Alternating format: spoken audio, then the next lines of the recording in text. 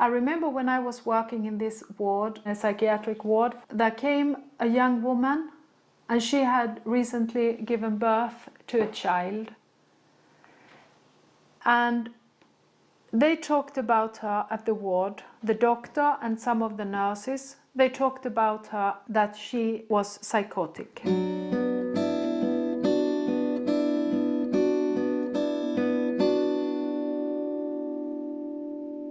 And I remember that just after a few hours, I thought to myself, how the hell will she be able to act in a normal way?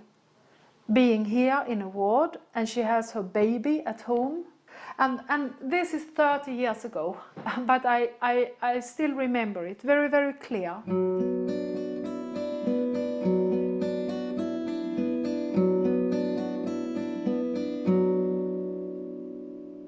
She was just left in her room, and in the corridor there were lots of other so-called patients walking around.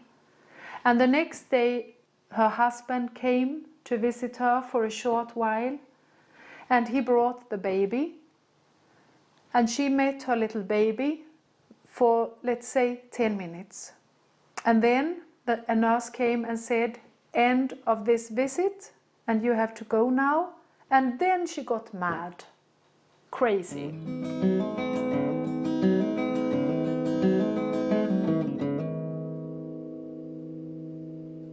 I think she was overwhelmed by grief. I think she was furious, and she screamed and she banged on the windows.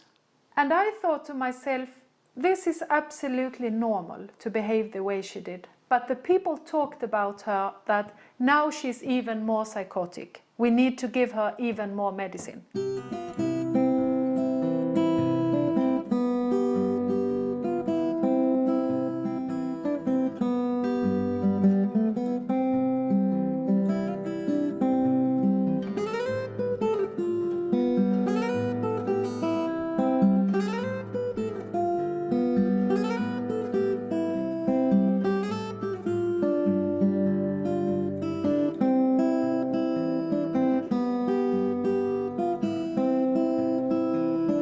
In 1987, Carina Hawkinson created the Family Care Foundation in Gothenburg, Sweden, as an alternative mental health program for people who had been failed by the conventional system. Many had been labeled with psychosis by traditional psychiatry. They placed people on an entirely voluntary basis in farm families in the Swedish countryside. What is special about Maria? Maria, my therapist, she's very, very good, actually. You can talk to her about everything, and she's so understanding and grateful, and I'm very happy to have her as a therapist. Their organization then provided supportive supervision to the farmers who had been chosen not on the basis of any psychiatric expertise, but instead for their stability, their compassion, and their desire to give back. The families were also paid a small fee, but all services to the clients, who were also offered intensive psychotherapy, were free. You've had other therapists before her? Yes. On the other institution. What were they like? Not like her. Not like her at all. Not at all. They didn't care at the same way.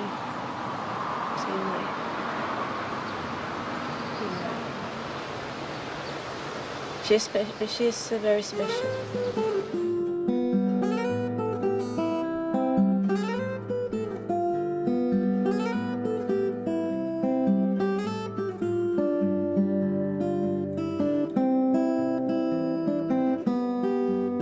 When I was 20, I think, one of my friends got diagnosis of schizophrenia, I think. And I was with him when he got his first first episode. yes, first episode. So later on, a few months later, he was locked in at that hospital. So when I work at one part of the hospital at the lunchtime, I went to him at his part, and it was so strange. My classmate who helped me with maths. And suddenly he's locked up. Yes, and he was strongly medicated. Oh, where is he now? It was so strange he is. So that was yes. I think it has made a lot impression. So yes, it has influenced me a lot. I'm not so good. I think your English is good. No, it was better when I was, I don't know, it's, this is sick name, but it was easier to talk English for me when I was on hospital, when I was psychotic. It was easier to talk. Yes, it was. Why? I don't know. I was like in a fantasy world, you know. I was when I was in love with Johnny Depp, and I don't know. It was very. I don't know. I had dreams about him and everything. I was very psychotic, and I learned me more English or something. Yes, more English and American English in my dreams and everything. This is a nice place for your son to live? Yes. He's happy here? Yes, he's very happy. Why, would you say? He has love here, I guess? Yes. He wants to stay here with me, but I don't know what's going to happen now. Oh, because the social services says they don't want to pay anymore? No, they don't want me to stay here with him, and because it's, I don't know, they don't think I'm getting better. Do you agree? No, I don't agree. I agree with the family company, Karen Anna, or foundation, I mean. So yeah, you think you're getting better? Yes. It seems to me. Okay, I have my problems, but I'm getting better anyway. Oops. Let me make sure I get this right. It's hard to do camera and talk at the same time. It's it goes like this all the time, up and down, and But you never know when it's coming. You think you will be able to get off your medication? Yes, I hope so. And they support you here to come off your medication? Yes, absolutely. The family? Yes. And also the organization, Family Care Foundation? Yes, and the psychiatrist. The psychiatrist. So they believe in you? You want some? Okay. This should not be on camera. No. I'm supposed to be the perfect... Here, you can film me if you want. I think many of my clients that I worked with in New York, when I was their therapist, I think they would do better in the program here in Sweden than just coming to therapy in the United States. I think this is a better system. Okay. Because I think therapy sometimes, or often, is just not enough. When people have serious problems, they need more than what I could offer. And I gave my heart, but people need more. It's not about medication, it's about people and people. Giving love to people. The first time I came to Sweden was last year. I came for 2 hours. Okay. Then I came the second time 3 months ago. I came for 6 days. And this time I've been here for 2 weeks, Mm. filming everything about Family Care Foundation and going all over, driving in the car all over Sweden and trying to find out if this program, Family Care Foundation, is really good. Okay, and you found out what? I think it's wonderful. Yes. We You were- have to have love to help people. If you don't have love, you cannot help.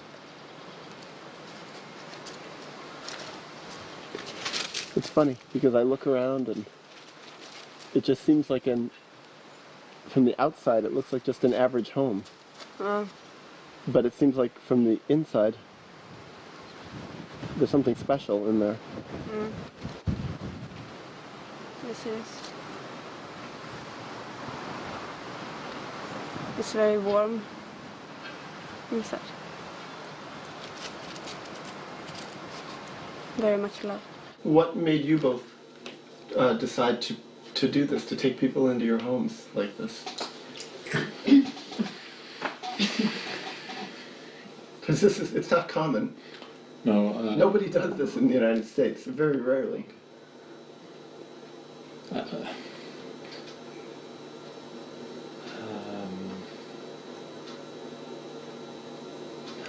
When I was 13 years old, I lived in, like Therese do now, in a family in 7 years, and worked on a farm.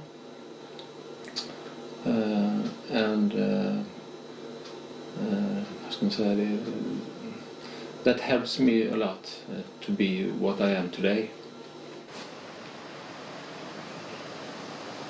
Sometimes I felt that I had every diagnosis in the world. I got a man who taught me how to live life. He taught me to think before I did something and take it easy. I was wild, I fight, I did much foolish stuff. And he taught me almost everything I learned in life in that time.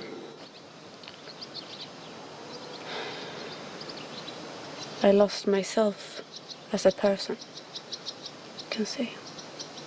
So I had to build everything up in myself again. And if I hadn't lived there, my life probably had looked in another way today. So that was he's in a way saved me. And my thoughts then, I didn't begrep, vad heter det? You didn't realize? I didn't realize the importance of it then. But when I got my own kids, and they became teenagers, and then I remember my time as a teenager. It was not easy to build me up again as a person and as a parent. It was then I began to think what we can do to help, because my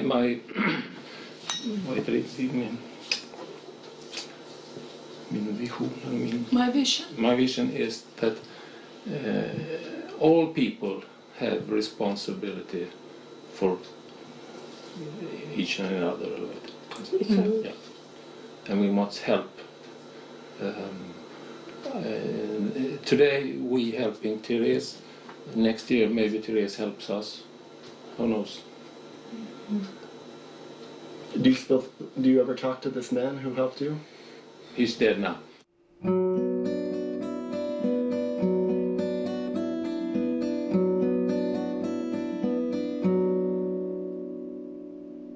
The family care staff let me participate in several of their staff meetings.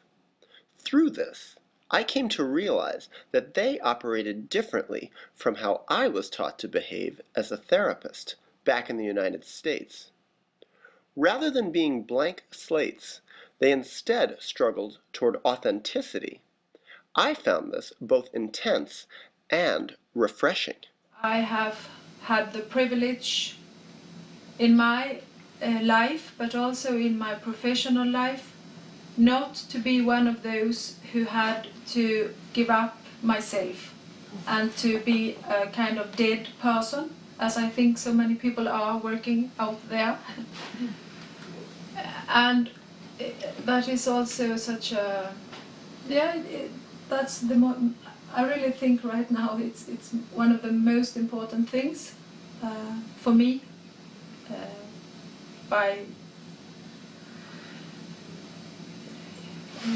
that I didn't have to do that. And of course I also worked for not being one of those, but it has so much to do with the system and where you are and how you do it, and that I can still be alive. That's what I try to say, because I think many people out there are not alive anymore. They are dead.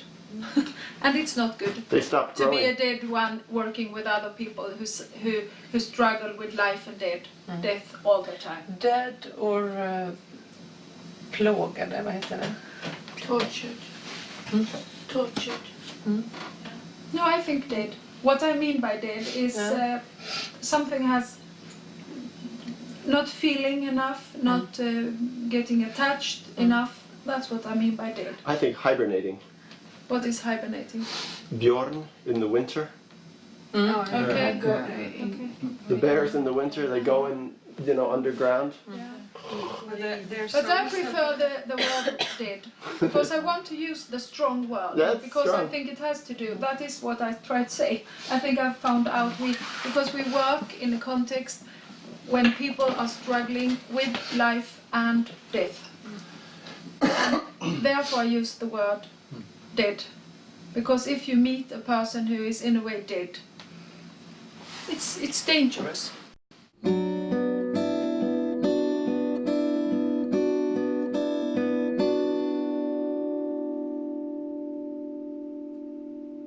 I had worked a couple of years before we started Family Care Foundation in an organization where they also included family homes, which is a kind of foster home. And I felt as if there was something the way they did it that seemed to be very important, but I had no words for it. It was just a feeling. I had not that very good experiences from my own life. Good experiences. You mean your childhood? My childhood. Good experiences, but also not good experiences. So I cannot say that I am someone who hallelujah for the family. So it was not that it was families. It was something more the way the families behaved.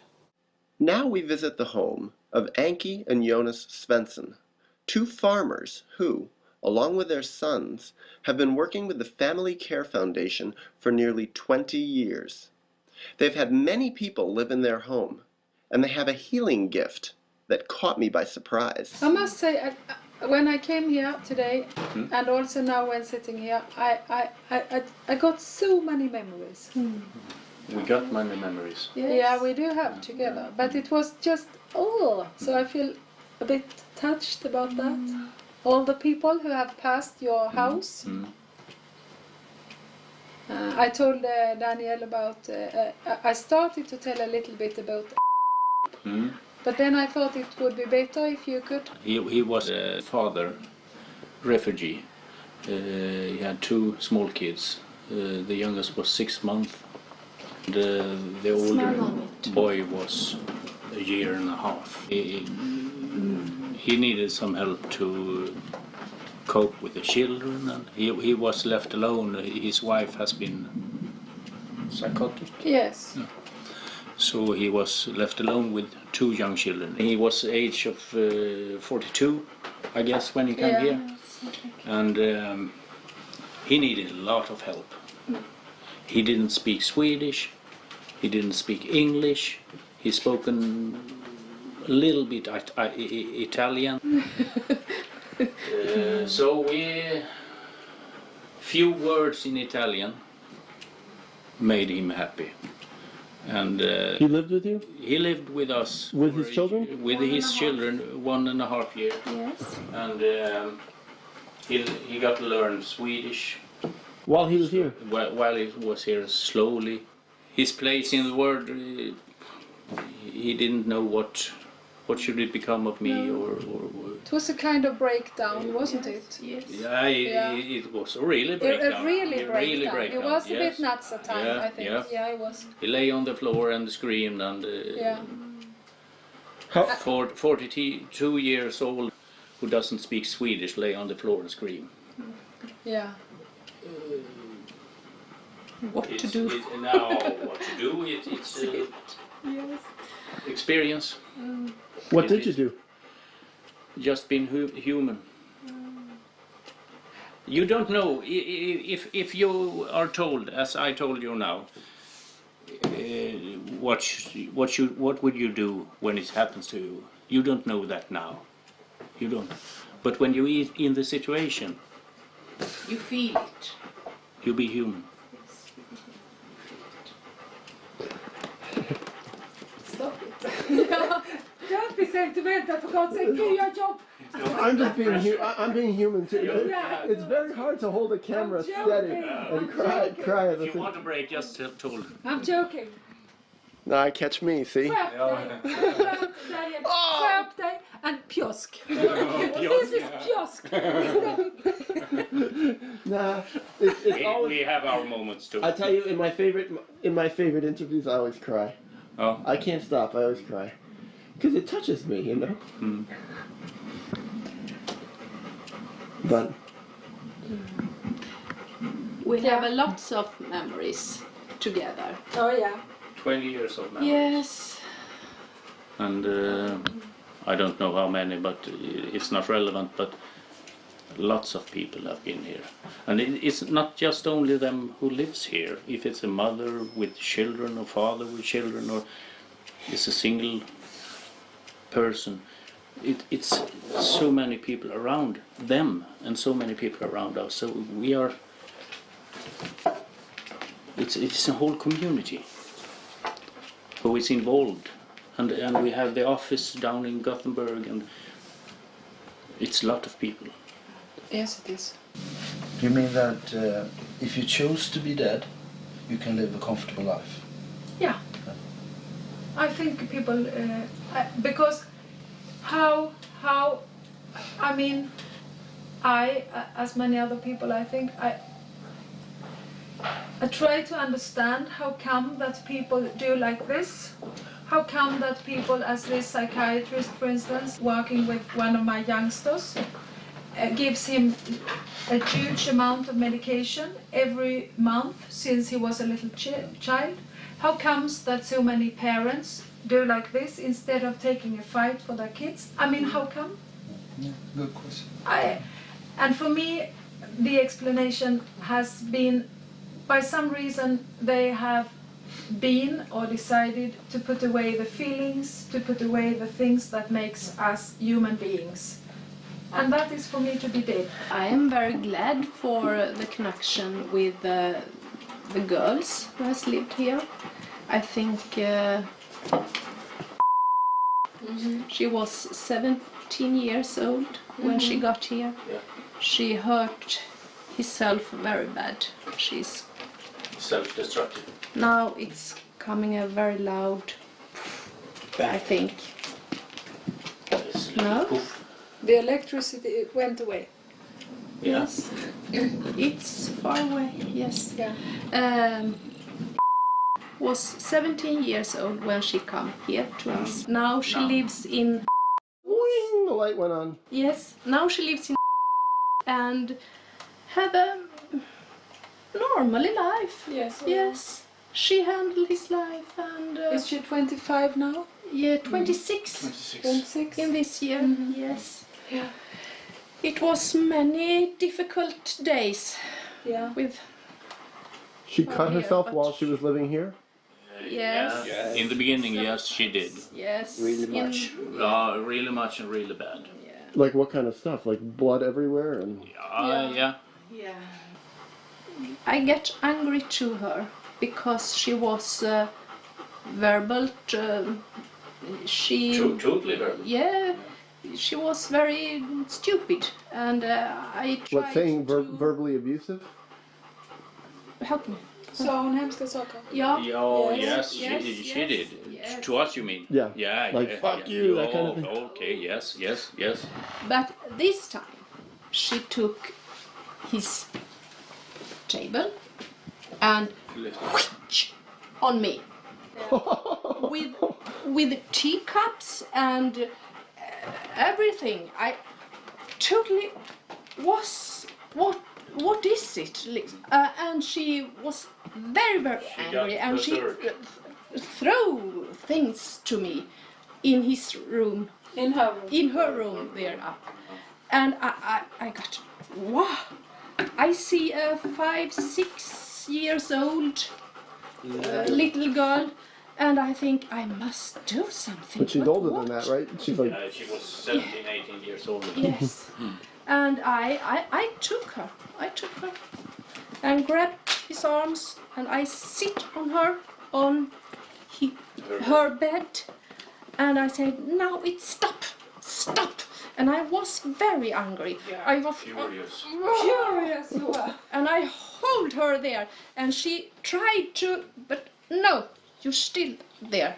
And after a half minute, she began to cry, and I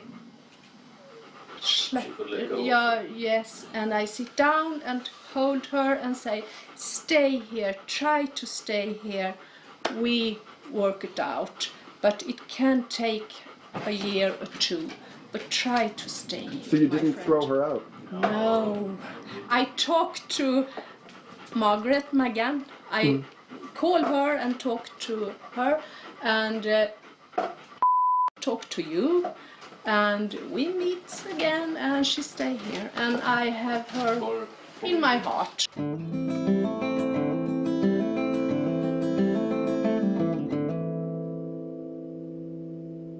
When I first heard about the Family Care Foundation, I came to the conclusion that the family homes alone were responsible for the healing work.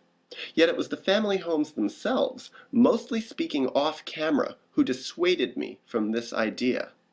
Not a one felt they could have done their job so effectively without getting respectful supervision from the staff and without having respectful therapy offered to the people living with them.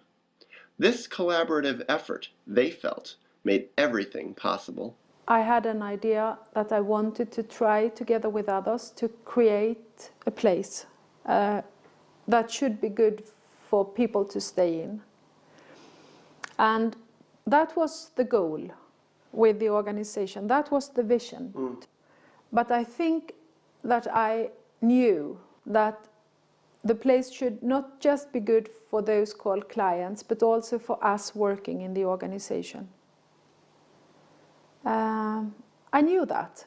We know each other, and we trust each other that do the works. Because if I have an individual therapy with a boy, and Maggan or some other of my colleagues work with his parents, and maybe Maria supervises the family homes, we trust each other in the work, and I think that the whole team feels that we could yell at each other, we could say we don't agree with you. That's not so tough to do that. And I think the people that we meet, they feel that. It makes a, what should I call, a culture of what's okay to talk about. Not always, but mostly I feel that, oh, I talk too much. What, with your clients? Yeah, the clients. Oh, I ought to be more quiet, listening, lay back, but yet it's not me. But I don't try to be, to say things that, oh, listen to me, I have the true, I say the true most important things. I try not to be that important by myself, not with that authority, So in some ways I said, oh, this is, I find very important. This I really believe this is important. But I try to let the person find the thinking and what is important. I talk a lot, but I think, oh, you don't have to listen. You can relax. And I hope part of it, if part of it is interesting, I hope she reacts on that, and I will try to talk about that. To meet people exactly where they are.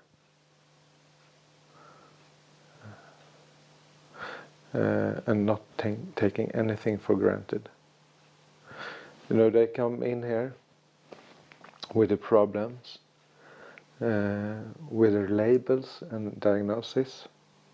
I don't think we give a damn about what other people is telling about that. We have a way of meeting people. We're not labeling them or diagnose them. Just meet them and see what they come with and what they want. And I think that's respectful. None of us like to be penetrated or analyzed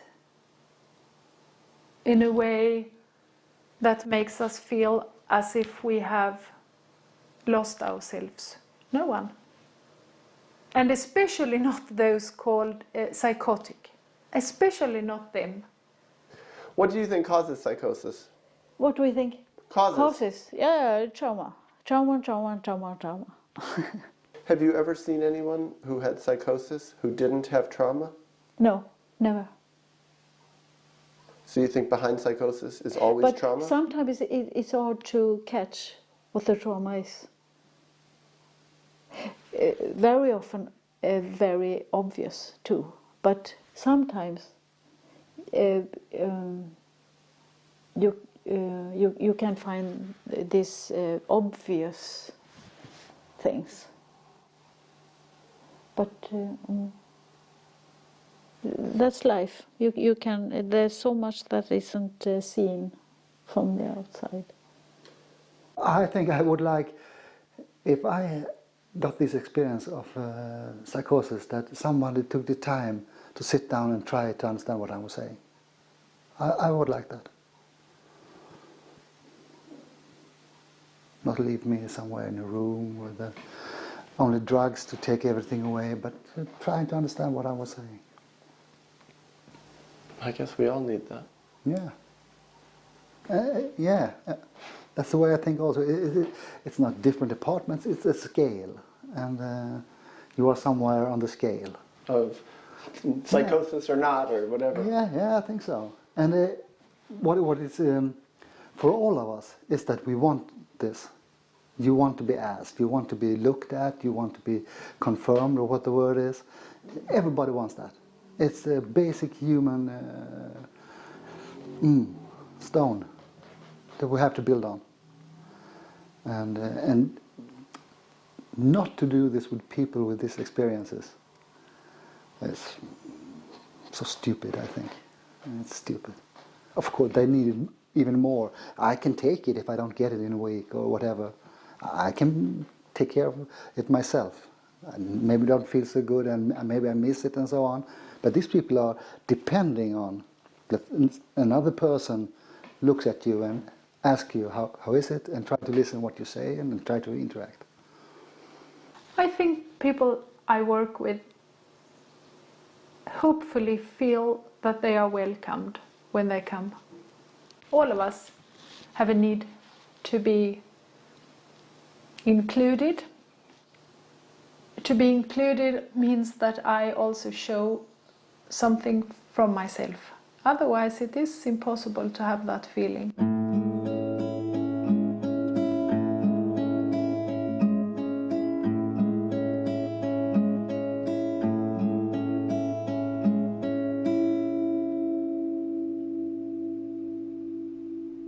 Although Anki and Jonas presented themselves as ordinary people, it struck me that their home was anything but ordinary, to the degree that I realized I was witnessing a radical therapy model. and it made me curious and inspired this film. Who were these people? How did they work? What was their secret? And why did I feel so quickly safe with them? Safe enough to reveal myself so deeply? We have connection with several amounts of people who have lived here. Yes. The first girl who lived here 70 years. 91, 92, 93, I guess. 93. Yeah. So you were just a little she boy? Called just another day. And she was pregnant when with Janne when lived here. Yes. Can we try to not say the names? Yes, we should try. We try to say. Because what I think I will do is, if you do say the names, when time, if I use if I use the video and you say the name, I go beep during the name. Yes. I have to. Yeah, that's good. But it's really hard to not. They are. I don't know. I know, and this is good because I tried to explain to Daniel the other day, because as I think Daniel was a little bit annoyed with me since I didn't want to say client. Why do you not like to use the word client or patient? It doesn't fit in the context where I work, because I mean in my daily work I call people their names, and in a family home they are not a client. It's Pelle or Anna or Maria or Stefan. I mean, the family home never talk about Anna as the client. They never do? No, no. What do they say then? Anna. What do they say to Anna. their friends? Anna is living with us. Yes, Anna. But they I don't believe that, to be honest. Yeah. I think that they're telling people, we've got someone who's from social services who's living with us in our home, and they've got serious problems of this variety. Yeah. Right? Sometimes they do, sometimes they don't. It's different. There are people who stay in a family home who really don't want to be known in the surrounding as someone with troubles. So sometimes people make an agreement with a family home to say that it is a cousin. Mm. But they tell their friends the truth, or they tell their... No, I think that most of the family homes tell their friends that Anna, but they say Anna is staying with us since she has had lots of troubles for many years. They don't say, I don't think they say, we have a client living in our home. Right. But yeah, I guess I hope is it okay that I'm doing... of course. Okay, because to be honest, I get frustrated when people won't define the role sometimes. Okay. Because it becomes this long explanation that, to be honest, nobody can understand what you're talking about. Okay. I said, but we don't use the word client. And there's a member of the and member of the family. So and can you understand that now then? Good. Mm-hmm. But when I have read into my diary, put the beep on. I have said my friend. Please, when the name comes up, put the beep on. The name friend instead of the real name. Yeah. Say that again. In what? When I have read, you write a diary. Yes, I write, and I have talk about it. Yes, I have used my friend. When I have not the name, I have said my friend. And you mean that? Your Yes, friend? I really mean that. It is my friend. They so it's not your client? No. Not when they enter in here. No. We are all people. We are all people. With different problems. Small problems or bigger. Yes, you have it. You have grown up in it. So you've seen this your whole life, mostly? Yes. Yeah. It was 4 years when we started. Yeah. And now I can tell the story. When we started to work together, and you were 4 or 5, and your younger brother was 2 years younger, and I used to come to see your parents. And in the beginning, you didn't know what to think about me coming and taking your time from your parents. So you used to make a trap so that I should not be able to go into the house. Oh, really? Do you remember that? So you didn't like her at first? I think she stole time from their parents. But did you feel that way about the people who came in to live with your house, the people that she sent to live here? Did you feel that they were stealing time too? No, that's another thing. To live here or just to come here and visit us. It's been a family member if you are living here. Yeah. Really? So were you sad when they would leave? Sometimes, sometimes don't. It depends. No. Yeah. When the It small depends. children left, we all Oh, yeah, we cried all of us. So did I. So you've all seen each other cry. Oh, yeah. So when I come and cry, it's okay. No, it's not. But why not? I don't know. I just don't want you to. No, why not? I don't know. No. Does it bother you? No. No. No, because you've seen a lot of tears in this house. I've seen it. I've seen it. You've seen the tears too? Yeah, many times. But why did you think he cried? I know it, you said. Yes. Yeah, I know why you cry. Why? You will be touched about the story, about the commitments, about there is people who is caring about other people's. I get, vad heter det, rörd. If I heard a story like that came from nowhere, I will be touched too. Yeah. I can sit in the living room and watch the TV. Yeah. I felt it. Yeah. Well, also because I was a psychotherapist in New York City, and I work out of my home. People come to my home with many of the same problems. People who cut themselves, people who diagnosed with schizophrenia, bipolar, people who want to kill themselves, and We live with them all the days. Now you will see our mill son. Oh. As a Very, chicken. very yellow. Yeah. As a chicken. Yeah. He is yellow clothed. Hello.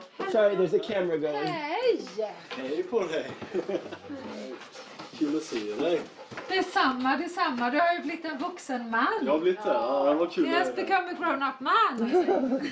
We haven't met for some years. Okay. Years? Nej, du och jag har väl inte det? nej, vad It's är some det? years. Oh, He's got good tattoos. 5, 6 years?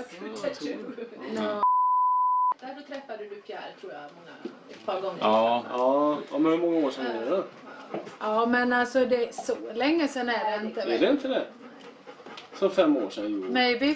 Ja, kanske. Jo, He det has, måste det vara. he has moved out from home 3 years. Okay, then I haven't seen you maybe for 5 years. But when you were there, it felt as if it was yesterday. Ja. Hej, det var inte kul att åka hit. Det var ju... It's okay you cry, because it's the part of our lives. We cried, we laughed, we are happy, we are sad. I think it's good. It's good for us to show what we feel. And I think we have lived so many people here, and we have been angry, and we have been cried. It could be usual that sons never have seen a father cry like that, you know. But our sons have seen me cry tremendously. Yeah. Sometimes. It is, and so they don't have that burden. You know what I mean? Yeah. That they haven't seen their father cry. I think it is an asset to have seen their father cry. Myself, I've never saw my father cry. And I think if we show who we are, we cry, we laugh, we get angry, I think the people who come here to us and see us, they We no just difference wonder, from but everyone else. yeah, no, I think they think, oh, it's really normal people. Yeah, and they can show themselves after that. Yeah.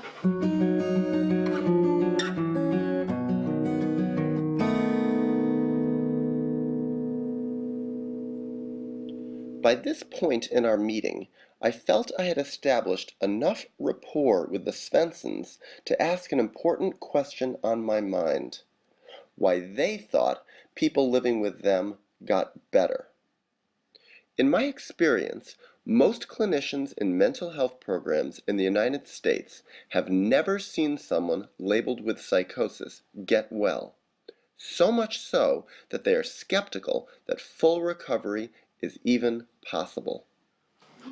So you see people with very serious problems, and you've seen them get well, change, and grow. Yes, yes. What do you think is the magic? Why do they get well? That was a very difficult question, but Is it a magic? no, is it a magic? I think it is the whole family. And I also think that our dogs will help. Animals in the barn? The animals. Routines? Yes, routines. That's very important. Routines. Routines is Then very we have important. the stock cows. You have to go out and milk them. And that's a very important thing to have the routines to lay back on. Well, whatever else happens, you have to go out and to take care of the cows. No matter what happens, meaning no matter what problems you have? Yes. Yeah. You can be crazy for a half minute or a minute, but the cows, they call at you and they will have their food and they will be milked. I said to the girl, I can't stand here anymore. We must out. Get out and get the cows' food. Oh yes, yes, we should. And she did it. She followed me, yes. And she got there and she talk and talk and talk and talk and talk and talk. And the cows, they think, okay, here is she again. Okay, but get me my food. The cows trust her? Yes. And then she came to me for therapy twice a week. And at that time she didn't talk to me either. She just talked by herself and shouted by herself. But she used to tell about the cows. And I remember the first time I thought that it seems as if some kind of connection has started was when she described how she cleaned the cows and gave them food. So I remember that very well. She talked a lot about the cows. Do you remember that? Yes. A lot. Both about the existing cows, but also about cows, fantasy cows and fantasy bulls and... It's a little difficult to talk about, but do you remember where she cleaned them? In the bottom. Yes. Where she was? Always, always. Anki, we used to inseminate our cattle and cows by ourselves. Anki had that education to do that. And when you're doing that, you enter in the bottom of the cow, you know, and put in a pistolet with a sperm, and you clean out what do you call it? The poo. Yeah, the poo. Yeah. And it will be messy, and you have the gloves on. Yeah, I've seen it. And they get messy in the bottom. They with poo and everything. And she was really what you call noggrann. She was very aware. Aware, and they shouldn't seem like that. She shouldn't stand it. She get paper, she washed them, so they look nice. They don't want to be ashamed to look like that in the bottom. And that was what she told me when she came. You see, we need to clean them up because they shall not stand there in the barn with a naked ass and feel ashamed. That's what she said. You wonder her history. Yeah, I know. That's what I say. And that was her first way to connect with me. To start to tell, this is a bit about me.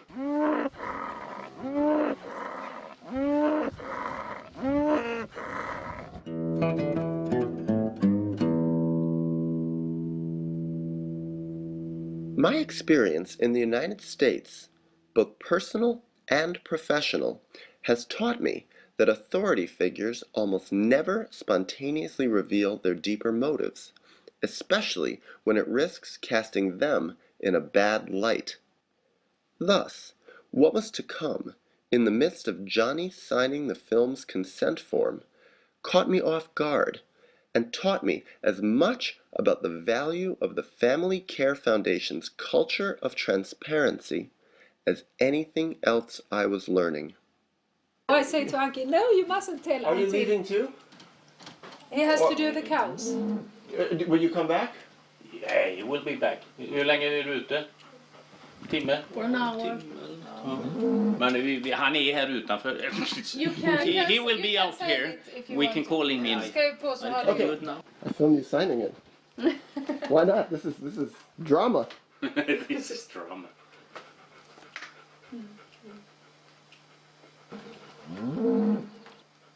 This is drama. I'm serious. Yes, of course it's drama. I'm serious too. And Daniel, I didn't mean it was wrong to cry. I hope you know that. Okay, good. I think you just were. I don't know if you got uncomfortable or something. No. I think I reacted by different reasons. First of all, I have a father who have cried a lot, and I don't think that has just been good for me as a child to have a father who cries, and I didn't. And he was constantly unhappy and anxious. So sometimes when grown-up people who I trust start to cry, I become that little child again, and I just feel, oh, you mustn't cry. I think that was what happened. Right. So that's one thing that has with my own personal private life. Right.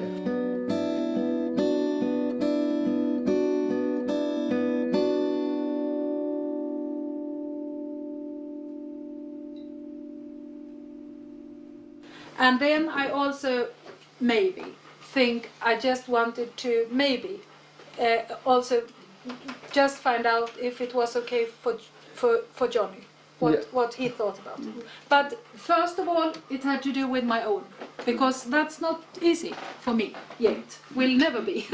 I work with it, but I mean it's so. And when I spoke about it, as I see it is important to a child to see the father cry. Of course it is. It is in a healthy way.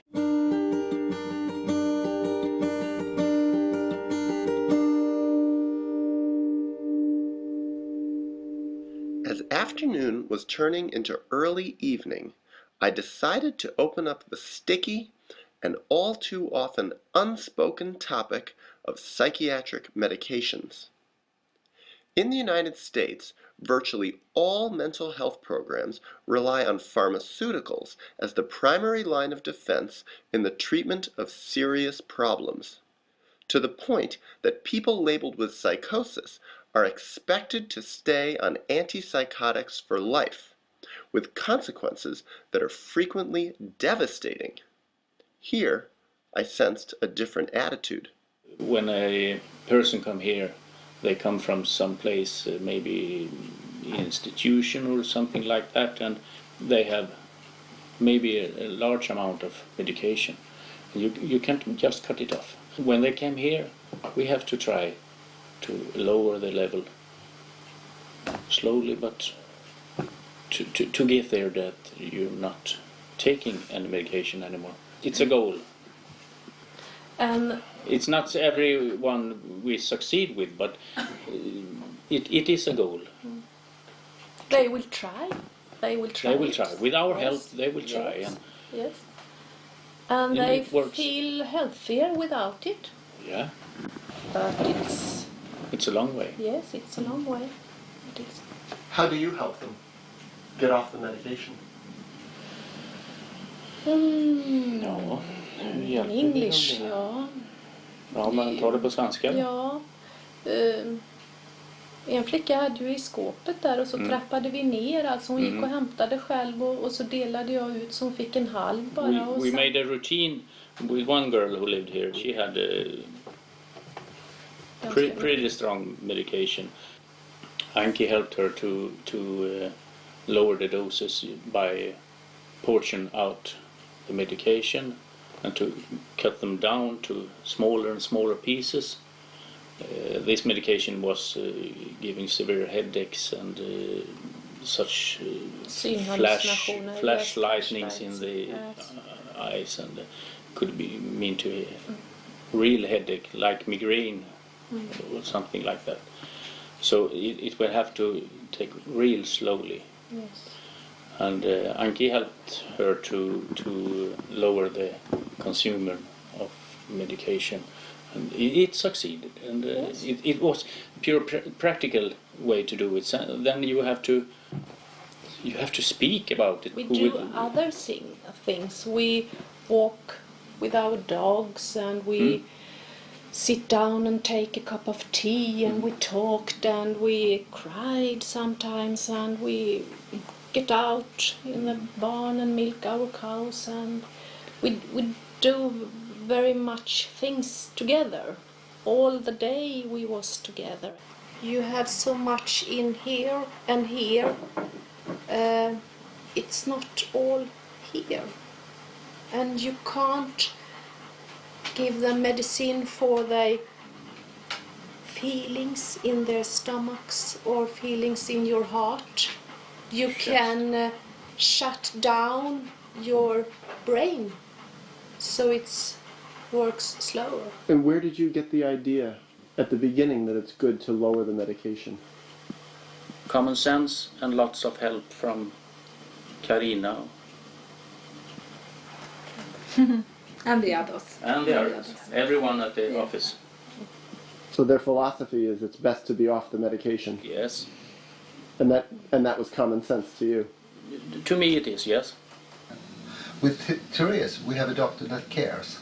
Yeah. That listens to Therese, listens to Maria, and try to take his part of the responsibility from his work and match it with what happens in Therese's life. And that's he's lowering her medication now. Yeah, because things work better in the ordinary life. So he in the conversation with us and with Therese. But you have also very much invited him in your context. Yeah. So you have worked it through too. Yeah. He has long experience here now. Yes. He trusts your organization? Yes, I think. But in the beginning he didn't. No. I remember the first big meetings he was sitting like this. You forced him to come. I don't know. No, but we didn't force him. But you forced him to become a member. Yeah. In the team. He couldn't sit there and just not participate. No.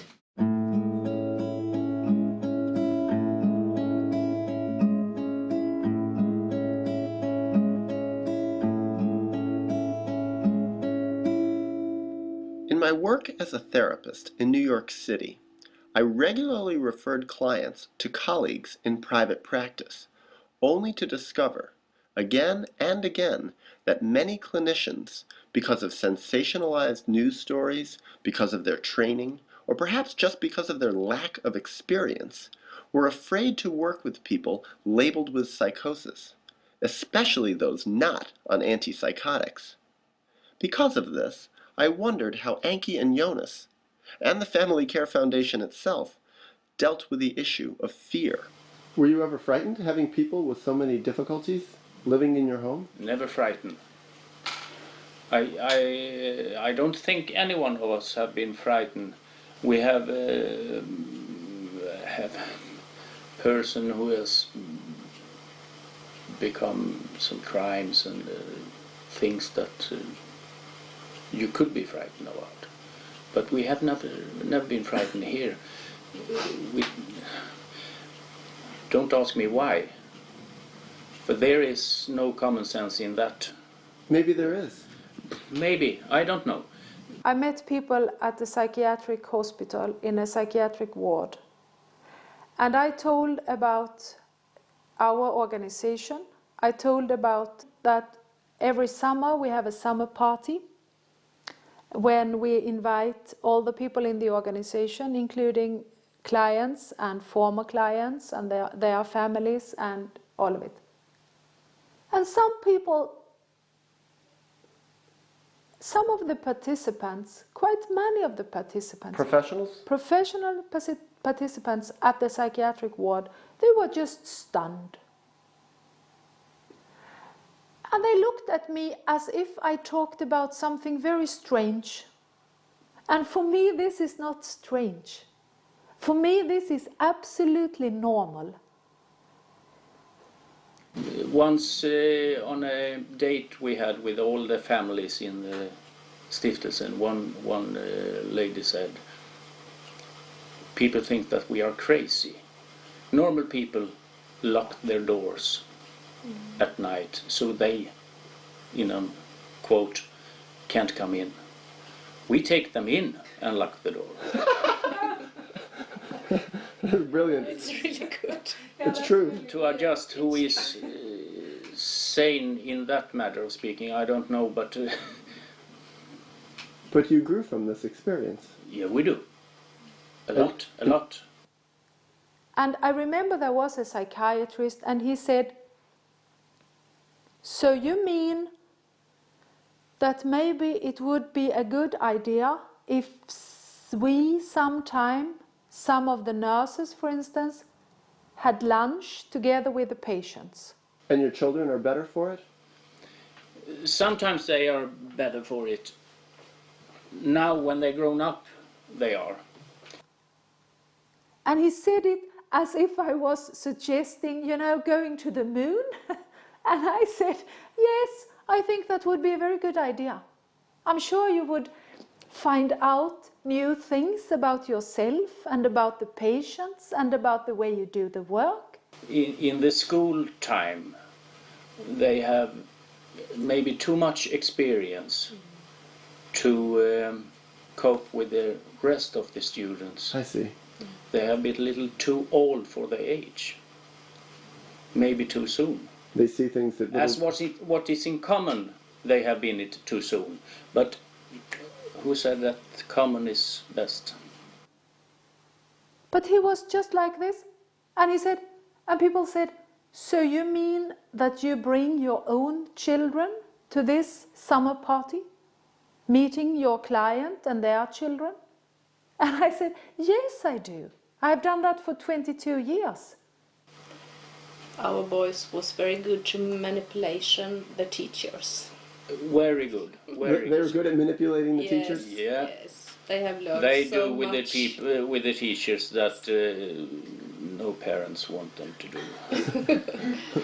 We have many meetings and sittings and talking in telephones with teacher of one and the other strange thing that happens. And people were just as if I was telling a revolutionary, that is what I mean. The teacher got answered in a way that they never expected a 10-year-old boy to do. It was really tough sometimes, but it's now... But as adult, yes, grown up, yes, it's... I think they have a lot of good of this. They read people very good. They see at them and they are... They see needs Yes. that people have in a way that not a lot of people do.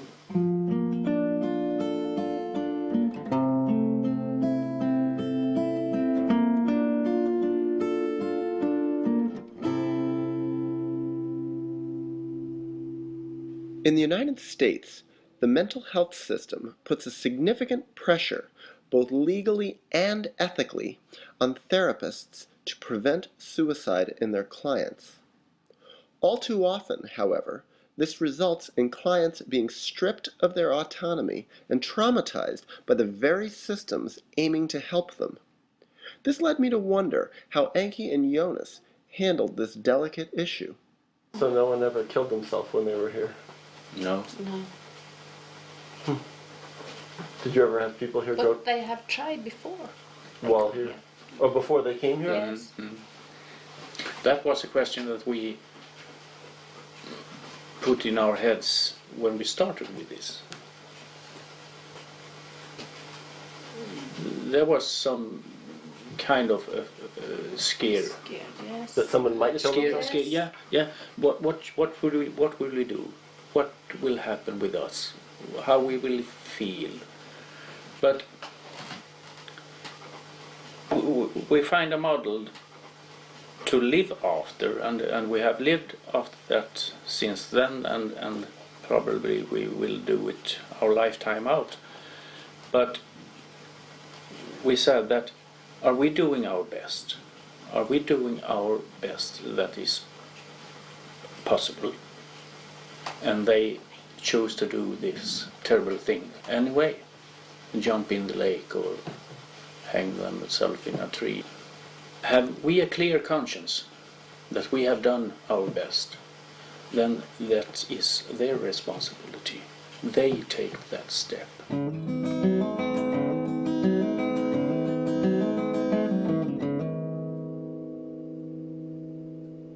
I found myself feeling a deep sense of respect for Anki and Jonas, and the therapist part of me found myself wondering how it would have been for me as a therapist to have had them as therapeutic allies. And it made me wonder how this alliance was for the staff at the Family Care Foundation. When I listened to you, I thought about, it was here in this kitchen. I think it might have been, but it also might have been someone else who at the time were very crazy, or how to say it. Mm. And he was crawling around on the floor and making noises, impossible to understand. And I remember I asked you, Jonas, are you not afraid? And you said, there are much worse things to be afraid about in the world than a man who is crawling around on the floor, being sad and confused. I have saved that memory, and I think a lot about it. When I need strength. When you are in a situation you feel afraid, or what shall we do, or can we just leave this, what is right to think about it? Shall we phone the police? Shall we I mean, they live with these hard questions sometimes. Right. You must admire them. I do. Really, I do. I think it's very much the basic things. Eat, sleep, a little physical exercise, some people who likes you. And if you get that as a base, you can start working with the difficult things. And when we start to connect and the trust builds to one person in the family, and the other ones are not trusted, that almost doesn't exist for these persons. But I've seen it to one, and how it builds, slowly builds, and next person in the family gets into this space, and it just puts me in to think again about, yeah, people need other people. Psychosis is so much of isolation, so the best surroundings ought to be a family you live, or people you live together with, not professional who all will new persons every morning, like a hospital, or an institution, but a place where you share life. Not just working together with clients, is a way of living with them, share their lives and their experiences, and it's not just that we are therapists and supervisors. We are just human beings sharing a life story.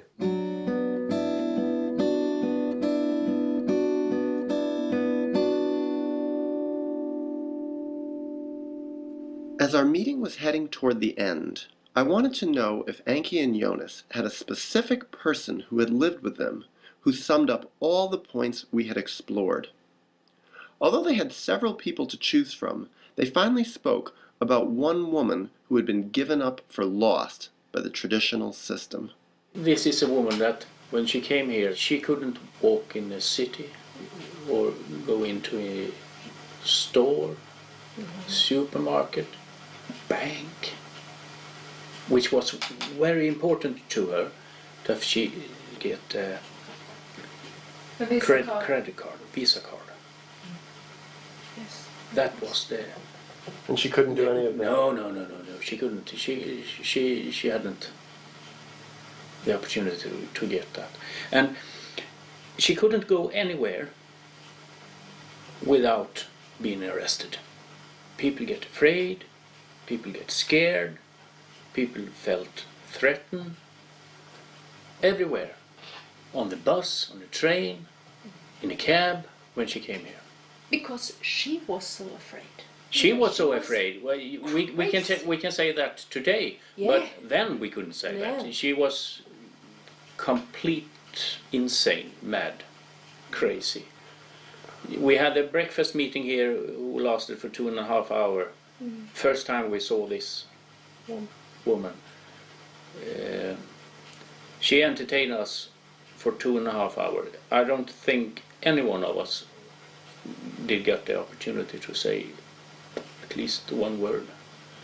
She spoke about women with frozen chickens under their hat.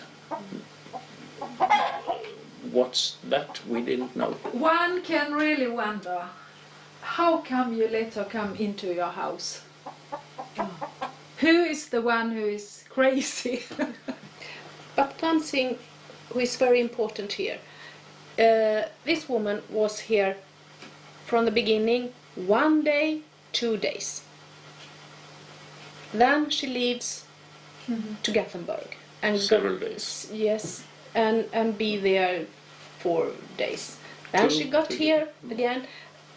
We slowly extended. Slowly, yes. So she got a break, we got a break. Yes. We could live our lives. Yes.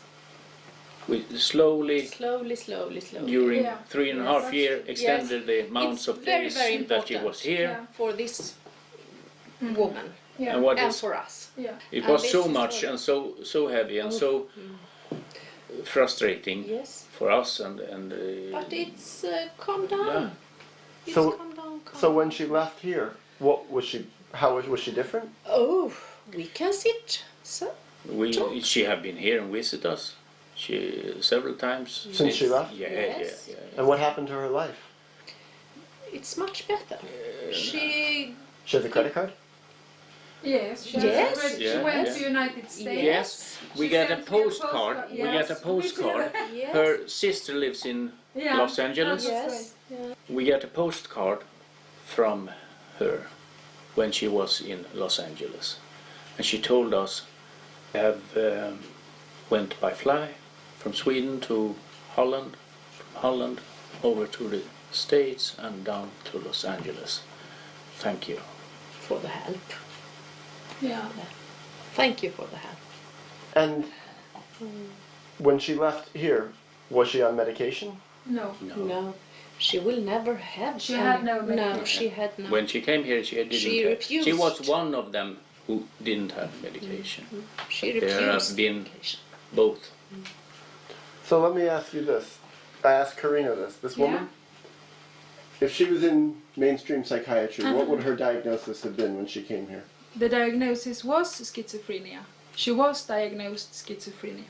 Really? Yeah. And when she left, this diagnosis, still she could still have this diagnosis? No. Oh no. No. No. Let me ask you this. Do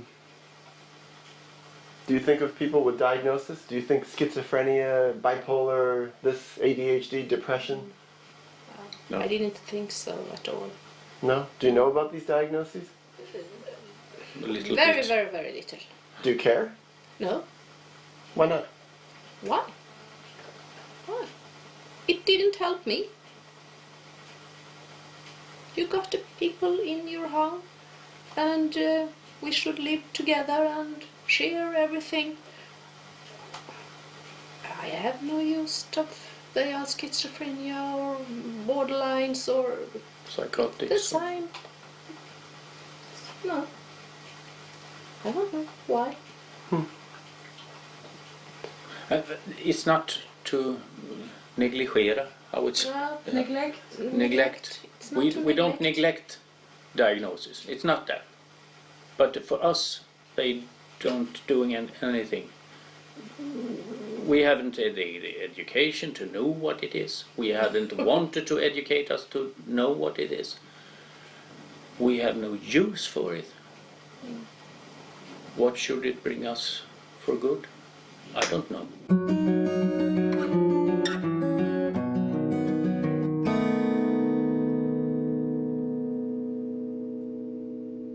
Although it was very personal, I wanted, before we closed our meeting, to bring up one final taboo topic: money. I knew they weren't getting rich from their healing work, but I didn't know a single other place in the world where such gifted healers weren't even supporting themselves from their work. And I wondered how they felt about it. Do you feel you deserve to be paid more for what you do? Sometimes, in a short minutes. Yes, sometimes, but not in the general. No, Not in the general. And I think it's enough. It's good. Because you don't get paid a lot, right? It's not much. No. We don't get paid a lot. We don't. And that am I saying here with the boss sitting right next to me. But it's but it is. That's why it was strange to ask. Yeah, it's not that kind of relation that I feel that I have with Carina and anyone down there. It's not employee and employer. It's something different. I can't put a word on it, what it is, but surely sometimes, yes, we felt underpaid, but if you look at it on the whole, who could pay you for you to live your life? What would you put for numbers on that? I don't know about you, but I'm getting tired. Yes, I'm very tired. I've been talking for 3.5 hours. I'm sorry. Well, you want to have the last word because you just came back? I don't know what I should say. Yeah. Bye. It went well in the barn. It has been great to listen to you and to sit. All the cattle are happy. Good. I hope. And the bull too? Yeah, the bull too.